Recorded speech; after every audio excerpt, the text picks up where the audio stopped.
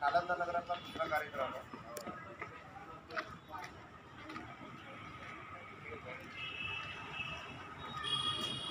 अंधाराला दूर करण्यासाठी उजेडाची गरज आहे.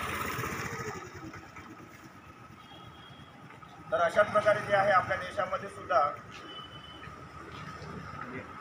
जर आपण निरीक्षण केलं, जर विचार मंथन जर केलं, तर आपला देश कुठल्या पद्धतीने चालू आहे हे आपल्याला लक्षात येईल.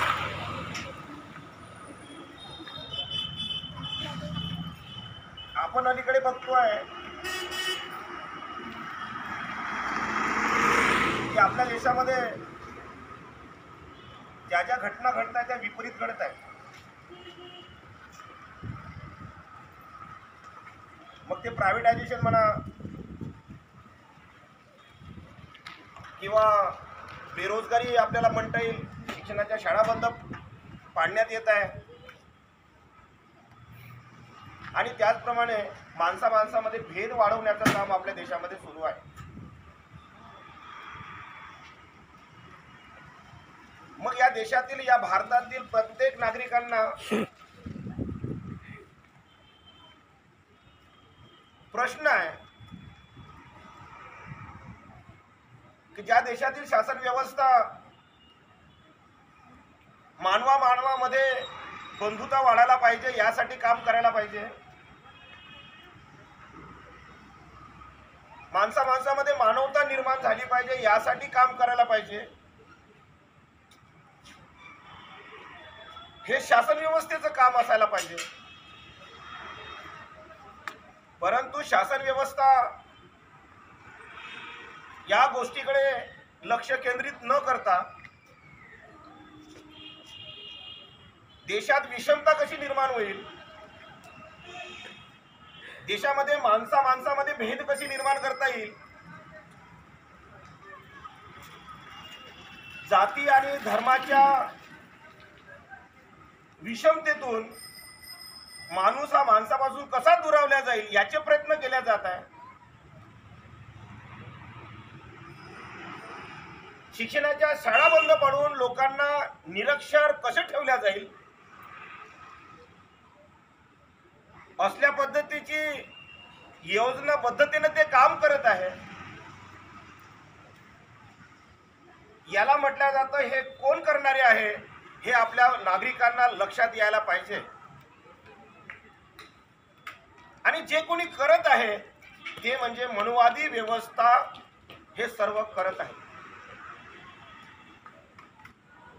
मग मनुवादी व्यवस्था कोणती आहे, तर ती म्हणजे बीजेपी आणि काँग्रेसच्या, राष्ट्रवादीच्या, मग जेवढे काही लोक आहेत हे सर्व राबवण्याचं आपल्या देशामध्ये काम करत आहे. मग या देशातली लोक पण त्यांना साथ देत आहे. म्हणजे आम्ही काय पेरलं पाहिजे ह्या 21व्या सदीमध्ये, कॉम्प्युटरच्या युगामध्ये, इंटरनेटच्या AI युगामध्ये आमच्या जनतेला समजायला पाहिजे की आम्ही काय पेरून राहिलो. म्हणजे आम्ही आमच्या देशातलं शासन कोणतं आणायला पाहिजे याचा विचार मंथन या देशातील प्रत्येक नागरिकांनी केलं पाहिजे. अन्यथा देशामध्ये कुठल्याही प्रकारचं समाधान, कुठल्याही प्रकारचा आनंद उरलेला नाही असल्या प्रकारचं आपल्याला दिसून येणार आणि दिसून येत आहे. नाहीतर तुम्ही बघा, शिक्षणाच्या पाठ्यपुस्तकातून जो माणूस घडायला पाहिजे होता, जो अभिप्रेत होता आणि जो अभिप्रेत असायला पाहिजे, असल्या प्रकारचे मानवतेचे धडे त्यामध्ये असायला पाहिजे होते, पण ते काढण्यात आले. महापुरुषांचे धडे काढण्यात आले आणि तिथे जे आहे या मनुवादी व्यवस्थेने विषमता कशी पसरवता येईल अशा प्रकारचे धडे टाकणं सुरू केले. म्हणजे या देशामध्ये मनमानी सुरू आहे असं आपल्याला दिसत आहे.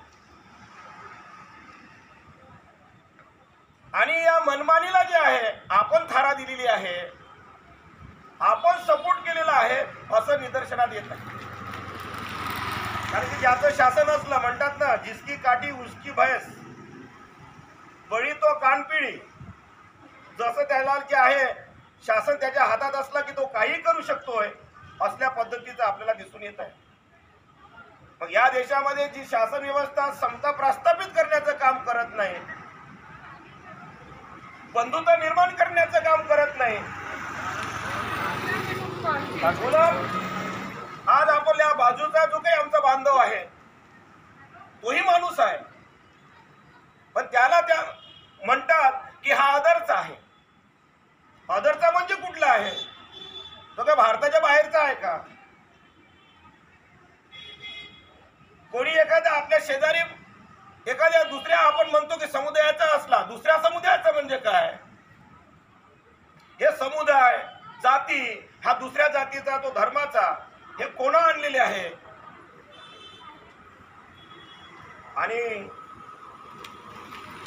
आणलेले असेलही ज्या धर्मामध्ये समता शिकवल्या जात नाही, ज्या धर्मामध्ये द्वेष शिकवल्या जात असेल, तो धर्म आम्ही का स्वीकारावा, त्याचे जे आहे आम्ही अनुयायी का बनावेत, असं प्रत्येक मानवाला का समजत नाही?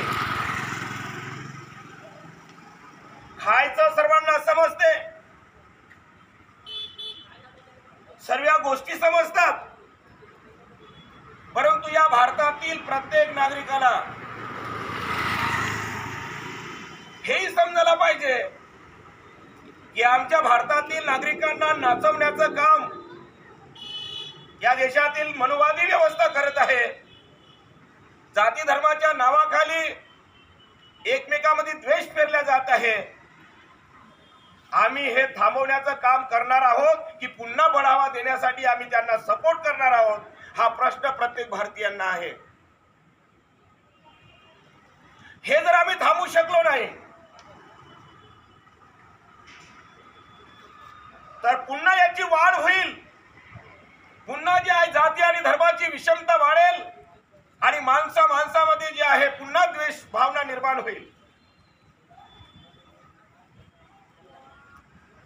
आणि हे जर तुम्हाला मान्य करायचं नसेल, आम्ही सर्व भारतीय बंधुभावाने राहायचं असेल, तर आम्ही याला विरोध करणं शिकलो पाहिजे. किंवा आम्हाला जे आहे आम्ही सर्व मानव आहोत, आम्ही आमच्या बंधुभावाने राहणार, हे आम्ही मान्य करून जे आहे आपण ते मानवता धर्म स्वीकारला पाहिजे. तरच आम्ही माणसं म्हणण्याच्या लायकीचे आहोत. अन्यथा कुठल्याही धर्माचा असो, आता धर्म यासाठी म्हणतो आहे, लावून दिले आहेत म्हणून म्हणतो आहे, कुठल्याही धर्माचा असो, ज्या धर्मामध्ये माणुसकी शिकवल्या जात नाही, ज्या धर्मामध्ये बंधुता शिकवल्या जात नाही, तर हे धर्म आमच्या कोण्या कामाचे नाही. मग कुठलेही धर्म असो. आणि ते आपण या इंटरनेटच्या युगामध्ये जर समजून घेत नसेल तर हा मानव जन्मही आपल्या कामाचा नाही, एवढे लक्षात घ्या. जसे जनावर जगतात त्याच्यापेक्षाही भयानक असं आपण जीवन जगतो आहे, एवढ्याला आपण लक्षात घेतलं पाहिजे. मित्रांनो, आपल्या सर्वांना सांगणे आहे, या 2024 मध्येच नाही तर आपण ज्या स्वातंत्र्याच्या नंतरही आपण बघतोय अजूनही विषमता कमी झालेली नाही. त्या देशामध्ये पुन्हा विषमता वाढवण्याचं काम सुरू झालेलं आहे असं निदर्शनात येत आहे. हे विषमता वाढवण्याचं काम जर आपल्याला थांबवायचं असेल तर आपल्या लेकरांना, प्रत्येक मायबापांनी, ज्या लोकांनी समता सांगण्याचं काम केलं, सुधारणावादी विचार या भारतीयांना दिलेत, ते विचार आमच्या पोरांना जे आहे आपण सांगणे सुरू करावेत. आणि जिथे जिथे या शिक्षणाच्या शाळेमधून आम्हाला विषमता शिकवल्या जात आहे,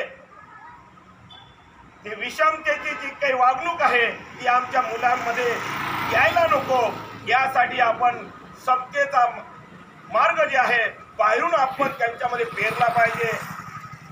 एवढं आपण जे आहे गुराशी बाळगावे, अन्यथा समोर आपल्याला दिसत आहे की विषमतेची वाढ नक्की होणार.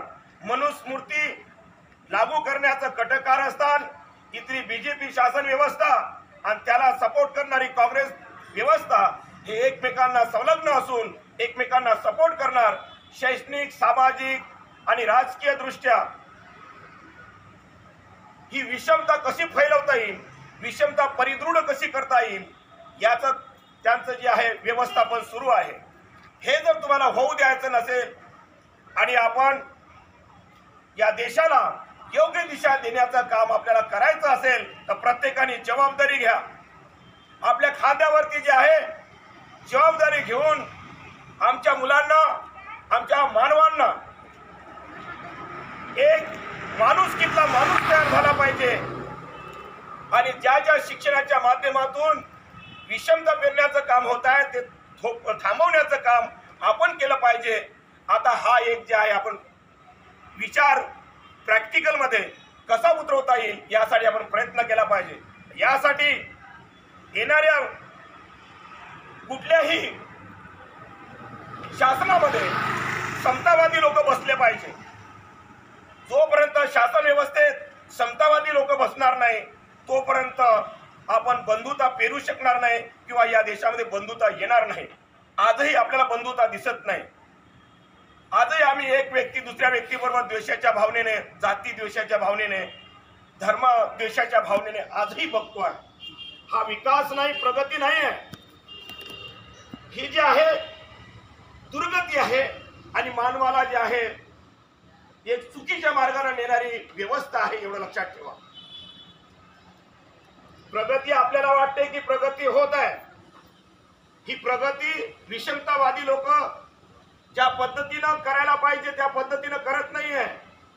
ही आपल्याला त्यांना जसं वाटत असेल, मनात जसं येते तशा प्रकारचं ते त्याला प्रगती म्हणतात. परंतु इथे मानवाची उन्नती व्हायला पाहिजे. माणूस चंद्रावर जाऊन राहिलाय.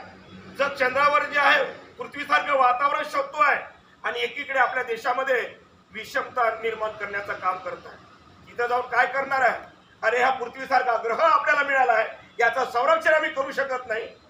ज्या अनिष्ट चालीरीती आहे, ज्या काय म्हणते जंगल तोड होतो आहे, जंगल तोडून या लाकडं विनाकारण जाळले जात आहे, ग्लोबल वॉर्मिंग निर्माण होत आहे. आमच्या देशातले लोक सुरक्षित करू शकत नाही, निरोगी ठेवण्याचं काम इथली व्यवस्था करू शकत नाही. पण मात्र माणसामध्ये भेद करण्याचं काम इथली व्यवस्था करत आहे. म्हणजे मानवाच्या प्रगतीचा आहे, विषय पृथ्वी ग्रहाचा आहे, पर्यावरणाचा आहे. याला महत्व न देता माणसामध्ये नुसते भेद कसे घालायचे यासाठी व्यवस्था पैसा खर्च करत आहे. विषमता कशी वाढेल देशामध्ये, जातीय धर्माची जी काही विषमता आहे ते कशी वाढेल याकडे जे आहे पैसा लावत आहे. शैक्षणिक दृष्टिकोनातून ते वाढ करण्यात येत आहे. हे एनर्जी प्रगतीची नसून दुर्गतीची आहे, एवढं लक्षात घ्या. म्हणून आपल्या सर्वांना विनंती आहे, जोपर्यंत